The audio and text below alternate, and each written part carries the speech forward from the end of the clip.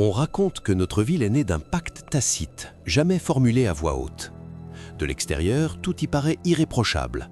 Des clôtures bien alignées, des pelouses entretenues avec soin, les cloches de l'église qui résonnent chaque dimanche, un couvre-feu que tout le monde respecte sans discuter.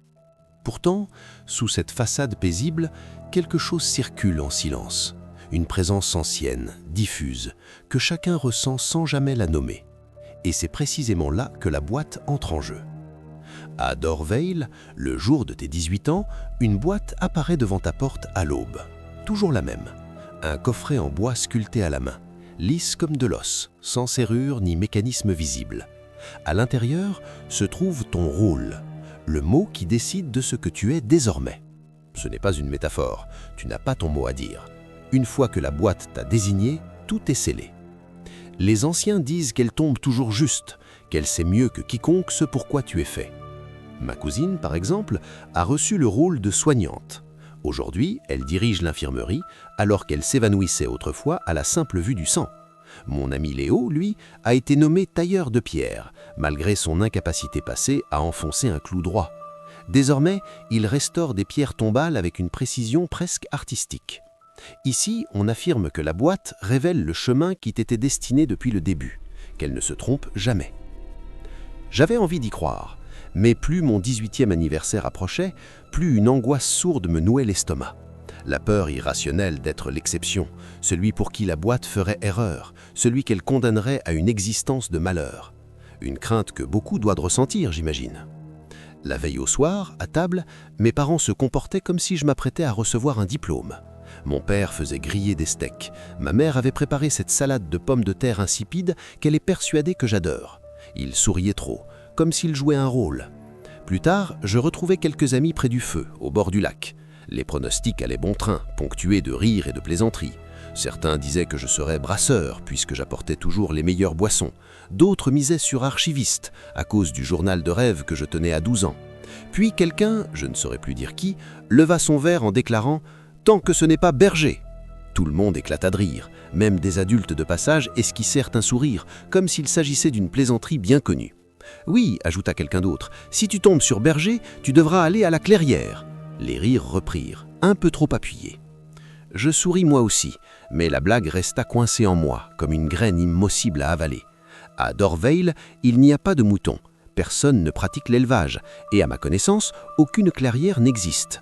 Pourtant, tout le monde semblait comprendre la référence, comme un héritage transmis autant de soins que les berceuses et les règlements municipaux, une tradition dont ma famille, visiblement, n'avait jamais parlé.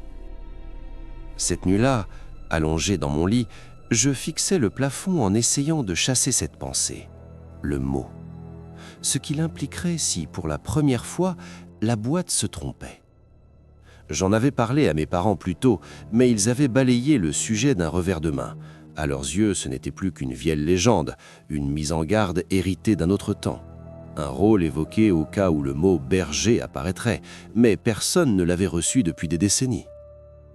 On considérait donc que cette fonction appartenait au passé, un poste devenu inutile, effacé par l'évolution du village.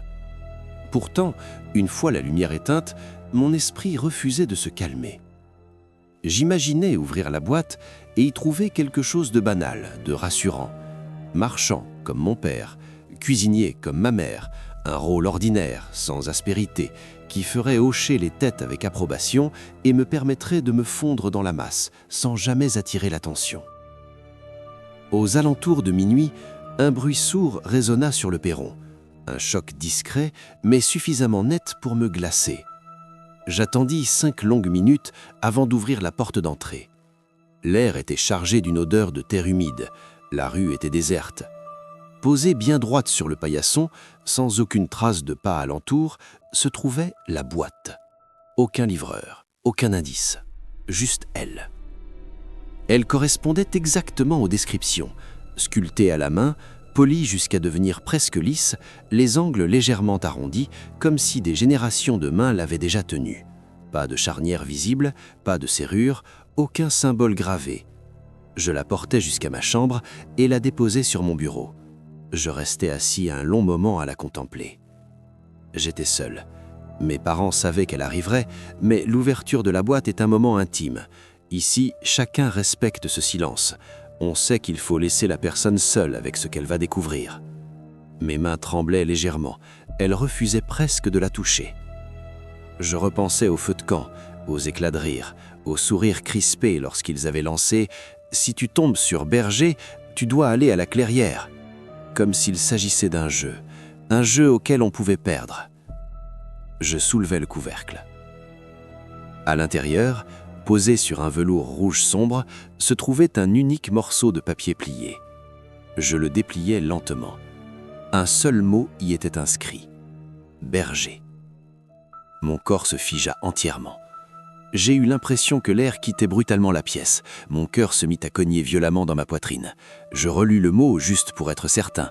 Même écriture nette, même encre tendue, parfaitement centrée. Je refermai la boîte d'un geste sec et la glissai sous mon lit. Le lendemain matin, je ne dis rien. Mes parents ne posèrent aucune question, mais le regard de ma mère ne me quittait pas pendant le petit déjeuner. Sa fourchette restait suspendue, presque immobile. Elle devait croire que j'avais reçu un rôle inattendu, mais au fond de moi, c'était bien pire que ça. Ici, on laisse toujours du temps à celui qui ouvre sa boîte. Le choc est parfois difficile à encaisser. Et comme la boîte a toujours raison, les parents savent qu'insister ne ferait qu'aggraver les choses. Rien n'est plus destructeur que de pousser quelqu'un à se justifier trop tôt. Je préparais mon sac comme n'importe quel autre matin et annonçais que je partais pour l'école. En réalité, je pris une autre direction. Je longeais la périphérie du village, là où les maisons se raréfient et où la forêt commence à reprendre ses droits. Je dépassais l'ancien hangar à fourrage, puis le roncier de baies dont personne ne cueilla jamais les fruits. Les habitants d'ici ne s'aventurent pas loin. Les sentiers de randonnée tracent des cercles prudents, toujours proches des premières habitations. On nous a inculqué très tôt qu'il ne fallait pas s'enfoncer dans les sous-bois, une mise en garde répétée jusqu'à devenir un réflexe. Et jusque-là, elle avait toujours suffi. Une part de moi se sentait ridicule de chercher des réponses là-dedans, mais rien dans tout ce que j'avais connu de cette ville ne correspondait à l'idée d'une clairière. Si elle existait, elle devait être plus loin, beaucoup plus loin. Au bout d'un moment, le GPS de mon téléphone se mit à bugger, l'écran figé avant de s'éteindre complètement. Je continuais malgré tout. Après des heures à errer au bout d'un sentier oublié, je tombais enfin dessus. L'endroit que je n'aurais jamais dû voir. Les arbres s'écartaient brusquement, laissant place à un cercle dégagé. Des ossements d'animaux jonchaient l'herbe, disposés en spirales emmêlées. Je ne savais pas ce que je m'attendais à trouver ici, mais certainement pas un homme. Il apparut derrière un tronc tordi, avançant lentement, avec assurance, comme quelqu'un habitué à être observé. Sa peau était sèche, presque décolorée. Le blanc de ses yeux jaunissait sur les bords. Ses mains, fines et tremblantes, étaient vides, mais bougeaient encore comme si elles portaient un poing invisible. Il semblait surpris de me voir. « Tu t'es perdu ?» grogna-t-il. « Non, pas vraiment. » Je reculai d'un pas. C'était vrai, je ne savais pas exactement ce que je cherchais, mais je savais que j'étais venu pour quelque chose. Et au fond de moi, j'avais la certitude de l'avoir trouvé. Il marqua une pause, m'observant attentivement, comme s'il évaluait un danger potentiel. Il avait l'air de quelqu'un qui n'avait vu âme qui vive depuis des années. J'aurais pu bafouiller une explication, tenter de justifier ma présence, mais à la place, je glissai lentement la main dans ma poche et sortis le papier. Lorsqu'il vit le mot inscrit en son centre, ses épaules s'affaissèrent. Il laissa échapper un long soupir et s'assit lourdement sur une suche, comme si rester debout lui coûtait trop d'efforts. « Tu n'aurais pas dû être choisi, » dit-il enfin. « Pas encore. » Je lui demandai qui il était. Il me lança un regard étonné, presque agacé, comme si la réponse allait de soi. « Je suis le berger, » répondit-il. « Enfin, je l'étais, ou je le suis toujours, techniquement. » Rien de tout cela n'avait de sens. Je ne l'avais jamais vu auparavant. Il m'expliqua alors que ce rôle n'avait rien d'un métier ordinaire. Une seule personne pouvait l'occuper à la fois. La plupart des gens avaient toujours pensé qu'il avait quitté la ville le jour où sa boîte était apparue devant sa porte. Mais il n'était jamais parti. Il s'était contenté de se dissimuler, de longer les frontières, de rester juste assez loin pour ne pas être vu. Il me fixa avec une curiosité sombre. Si j'avais reçu ma boîte alors qu'il respirait encore, il ne termina pas sa phrase. Je compris malgré tout. Quelle que soit la force qui régit ces coffrets, celle qui les rend infaillibles, elle n'aurait jamais dû me désigner tant qu'il était en vie. Et pourtant, c'était fait. Il ne parla presque plus ensuite. Il se contenta de m'indiquer un étroit sentier animal derrière la clairière, s'enfonçant encore davantage dans la forêt. Les arbres y étaient plus anciens, noueux, semblables à des poings crispés. Le ciel disparaissait peu à peu au-dessus de nos têtes. L'air avait une odeur métallique, mêlée de cendres humides. Nous arrivâmes devant ce qui ressemblait à une cabane effondrée, dissimulée dans un creux du terrain. C'était là qu'il vivait. L'idée seule de considérer cet endroit comme un foyer me donna la nausée. À l'intérieur, enfoui sous une bâche et des caisses rongées par la moisissure, se trouvait un carnet. Il le posa sur une pierre et l'ouvrit à la première page. Le papier était gondolé, certaines feuilles déchirées, d'autres collées entre elles. La couverture était tachée d'une substance brun-rouge, depuis longtemps séchée. Je ne demandai pas ce que c'était. À l'intérieur, des cartes, des noms, des croquis, des instructions. Une succession d'entrées écrites par des mains différentes sur plusieurs générations. « C'est le registre du berger », dit-il. Puis, après une brève hésitation, « Ton travail, maintenant. » Il tourna jusqu'à une section marquée. Un schéma du périmètre de la ville y était tracé, couvert de symboles étranges et d'annotations serrées. En dessous, une phrase courte, griffonnée avec rage. « Maintenir la frontière ». Je lui demandai ce que cela signifiait. Il ne répondit pas directement. À la place, il tourna la page et me montra une liste interminable d'entrées. Des dizaines, alignées jour après jour, chaque ligne notait le nombre de tâches accomplies. Rien de plus. Aucun détail sur ce qui avait réellement eu lieu. Impossible d'en tirer davantage. Tout ce qui transparaissait, c'était l'importance capitale de ce travail. Était-ce vraiment ça ma destinée ? Vivre seul, isolé, à accomplir chaque jour une mission obscure et ingrate au milieu de nulle part ? J'aurais préféré être éboueur. Au moins j'aurais pu voir mes amis, conserver une vie sociale. Mais si j'ignorais ce rôle, la frontière finirait par céder, quoi que cela veuille dire. Si je partais, la ville en subirait les conséquences. Et s'il mourait ? Si quoi que ce soit lui arrivait, tout reposerait sur moi. Sans remplaçant. Sans secours. Une existence de solitude. Juste moi. Avant que je ne parte, il me laissa quelques mots énigmatiques, à moi d'en comprendre le sens. « Si tu en vois un, viens me chercher. » Je quittais cet endroit frustré, insatisfait par ce que j'avais entendu. Ma curiosité avait viré à l'amertume, nourrissant l'idée qu'il devait exister un moyen d'échapper à ce rôle, de le détourner.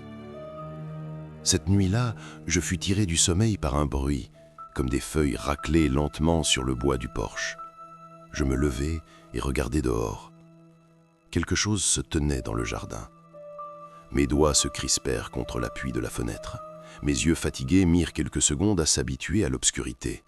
Mon esprit cherchait désespérément à transformer cette silhouette en arbre, en ombre mal placée. Mais elle restait telle qu'elle, droite, blafarde et affublée d'un sourire bien trop large. La chose demeurait immobile, à observer, à attendre.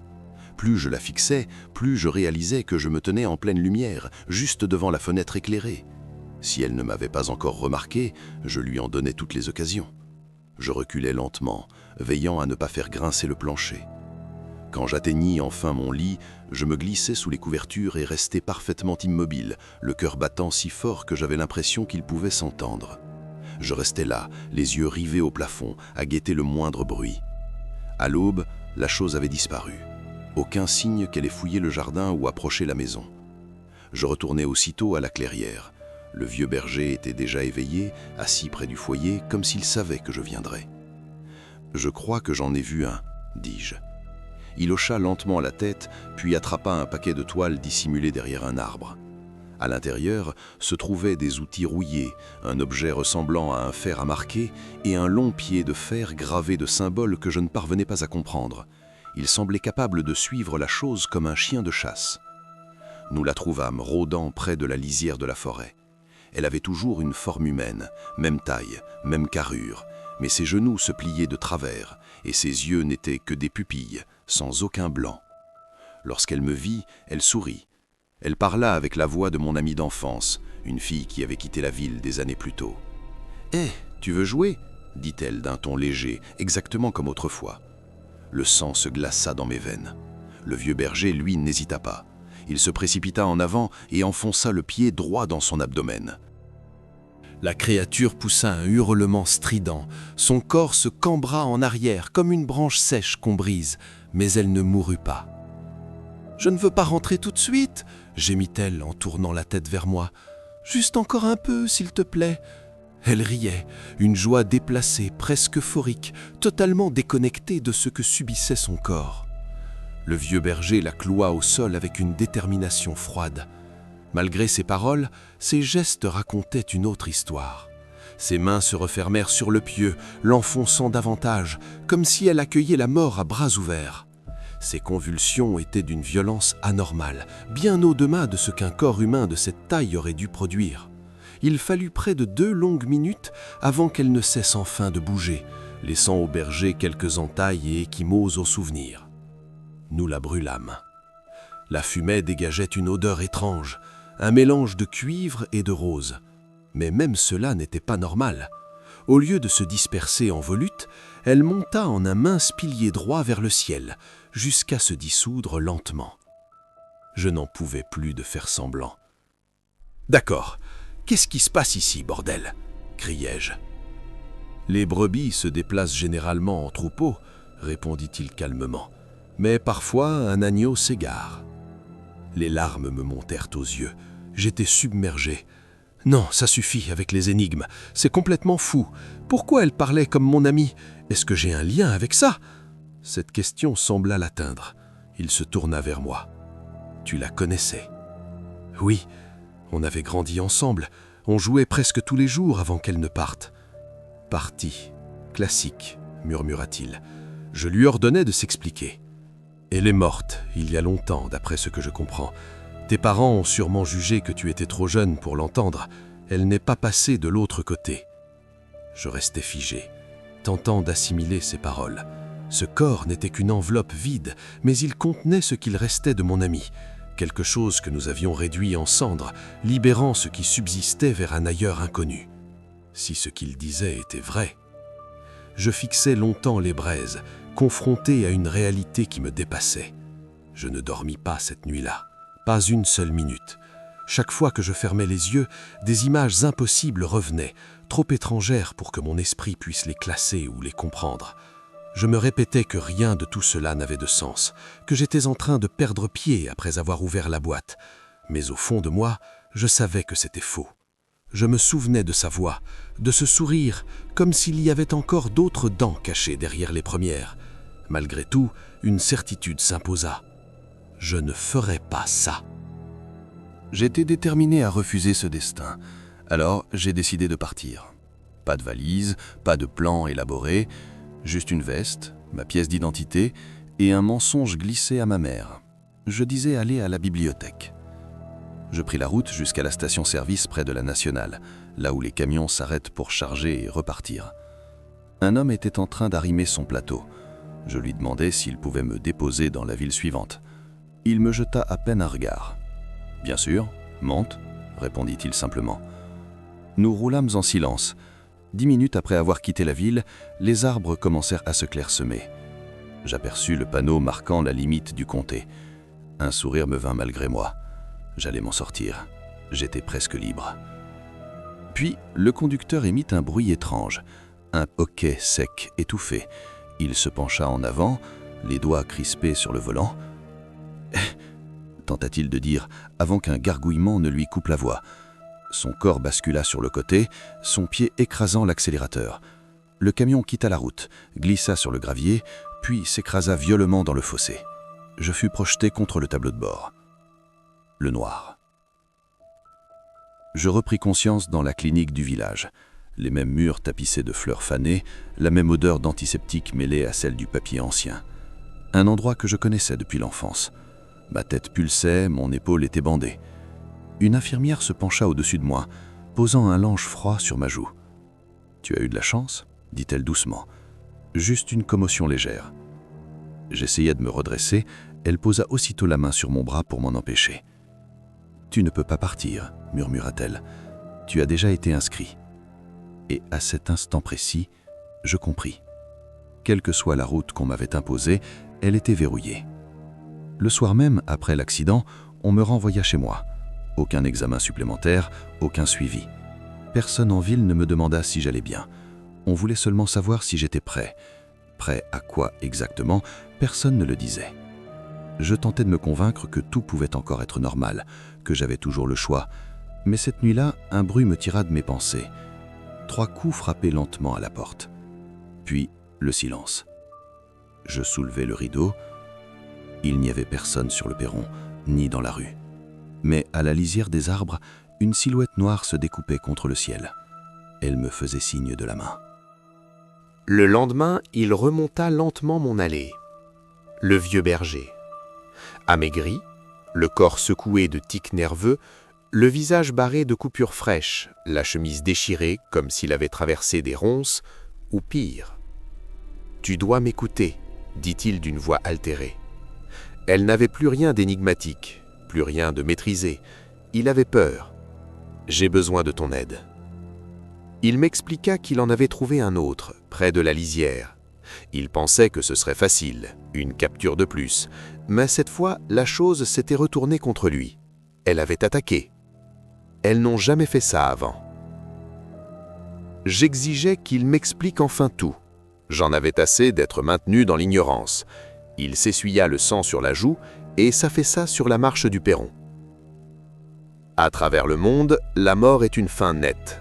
Les gens partent et c'est tout. Mais ici, c'est différent. Le voile est mince. Il ne va pas toujours dans un seul sens. Il poursuivit en expliquant que parfois, certaines choses revenaient. Elles erraient, accrochées aux fragments de leur ancienne vie, des habitudes, des lieux familiers, des souvenirs. Mais elles ne pouvaient pas rester. Elles n'étaient jamais en paix. Alors on les aide à passer. On les guide là où elles doivent aller. On les mène. J'étais à bout de souffle. Aussi absurde que cela paraisse, tout s'agençait. « Ce n'est pas toujours simple, continua-t-il. L'autre jour, tu t'es figé parce que tu l'as reconnu. Ça arrivera souvent. Des gens que tu aimes, que tu as connus. » Mon cœur se serra. Un inconnu, je pourrais peut-être, mais quelqu'un que je connais, un ami, un membre de ma famille? Il acquiesça lentement. C'est pour ça que je vis seul. Moins d'attaches, moins de failles. Contrairement à ce que tu as vu, elles ne se débattent pas vraiment. Leur esprit s'accroche, mais leur corps sait qu'il est temps. Nous ne faisons que les accompagner. Je regardais son corps meurtri, hésitant à poser la question. Il répondit avant même que je parle. Oui, elle n'attaque pas, normalement.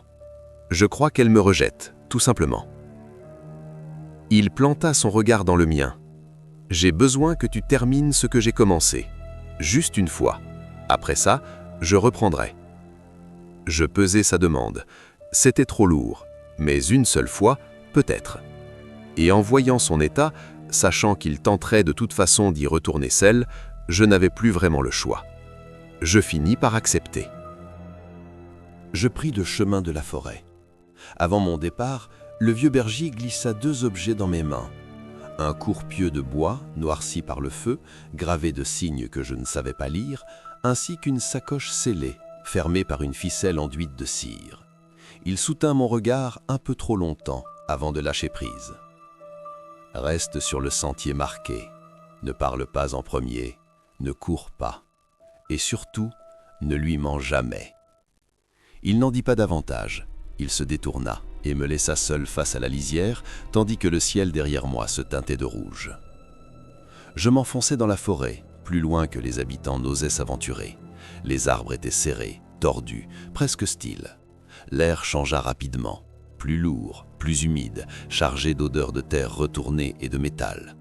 En avançant, je remarquai des gravures sur les troncs, des spirales irrégulières, des formes d'amandes étirées, semblables à des yeux. Certaines portaient de petites entailles transversales, comme des cils. Finalement, j'atteignis le creux. une dépression circulaire d'une dizaine de mètres de diamètre, au centre de laquelle se trouvait un bassin de pierre. À côté, une silhouette décharnée frappait la roche de la paume de la main. En m'approchant, je l'entendis marmonner « 2 derniers bols de poire, 2 derniers bols ». Alors je me souvins de M. Martin, mort depuis des années, une figure de mon enfance. Il offrait toujours des fruits aux enfants, en disant que ça les aiderait à grandir forts et en bonne santé. Je m'avançai lentement, évitant tout geste brusque. Il continua comme s'il tenait encore son étal au marché. Puis ses orbites vides se fixèrent sur moi et son visage s'illumina de reconnaissance. « Ah, mon garçon, tu veux une pomme? Elles sont fraîches. » Les larmes me montèrent aux yeux. Mon cœur s'emballa lorsque je sortis le pieu. Ma respiration devint saccadée. Je m'arrêtai devant lui, incapable de me résoudre à accomplir ce qu'on m'avait demandé. Planter ce pieu dans quelque chose qui semblait vivant, surtout avec ce visage familier, c'était au-delà de mes forces. Les secondes s'étirèrent. Il continuait de frapper la pierre, comme à son ancien stand. « Je n'y arriverai pas », murmurai-je. Il ne faisait de mal à personne. Pourquoi ne pas le laisser là, le temps que le berger aille mieux?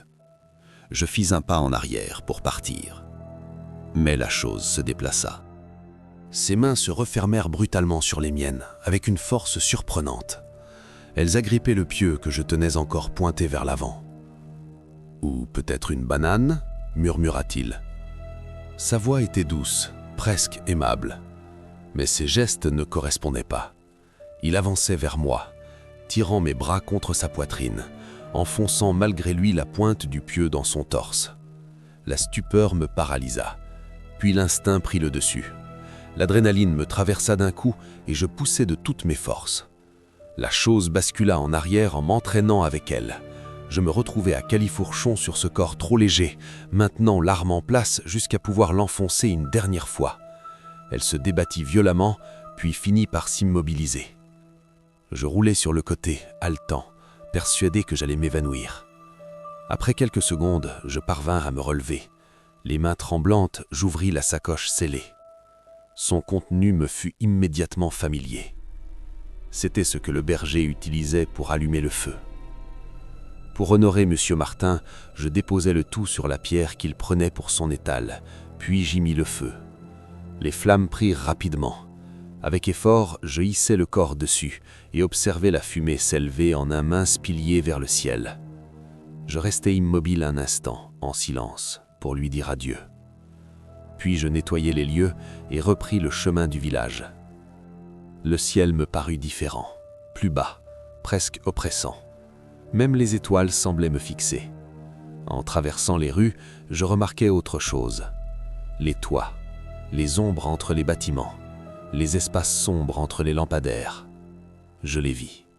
Des silhouettes, hautes, minces, immobiles.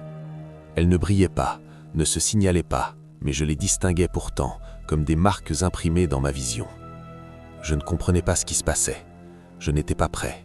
Pourquoi étaient-elles si nombreuses? J'avais besoin de réponses. Je me rendis à la maison du vieux berger. Je frappai. Rien. J'attendis encore. Toujours rien. Mais quelque chose en moi refusait de partir. Une sensation tenace, comme si ma peau me suppliait de comprendre. J'ouvris la porte. L'intérieur était sombre, imprégné d'une odeur de poussière et de cèdre. J'appelais, sans réponse. Je le trouvais dans la pièce du fond, affaissé dans un vieux fauteuil, paisible, pâle. Une inique bougie brûlait à ses côtés, presque consumée. Il était mort. Je ne saurais dire combien de temps je suis resté là, immobile. Ni ce que j'ai murmuré, ni même si j'ai parlé. J'avais l'estomac creux, vidé. Pas réellement triste, plutôt dépouillé. Comme si tout ce qui me tenait encore debout venait de s'effondrer. Toutes les réponses que je cherchais semblaient avoir disparu avec lui. Puis je regardais autour de moi. Les symboles gravés dans les murs, les dizaines de pieux soigneusement alignés près de la porte, les carnets éparpillés. J'en ouvris quelques-uns, les feuilletai fébrilement.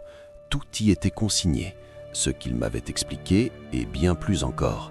L'ampleur réelle de la tâche, les lieux à surveiller, les marques à reconnaître et surtout les yeux, ceux qui observent, ceux qui restent. Alors tout s'imbriqua. Lui aussi les voyait. Il avait vu ces silhouettes bien avant moi. Pendant que je paniquais pour une seule apparition, lui portait le poids de toutes les autres. Il connaissait l'étendue du travail. C'est pour cela qu'il ne m'avait pas tout révélé. Il avait voulu me préserver, ne pas m'écraser sous une responsabilité trop lourde, trop tôt. Mais désormais, il n'était plus là. Je rentrais chez moi sans chercher à me cacher. Je croisais les regards des habitants lorsqu'ils levaient les yeux vers moi. Je remarquais les ombres qui ondulaient derrière leurs rideaux. J'entendis ce souffle lent, régulier, comme une respiration profonde sous la terre. Et pour cet homme qui avait assumé ce rôle dans l'ombre pendant des décennies, au point que son existence n'était plus qu'une rumeur dans ma génération, pour lui et pour la ville, je pris ma décision. Je serais le nouveau berger de Dorvale.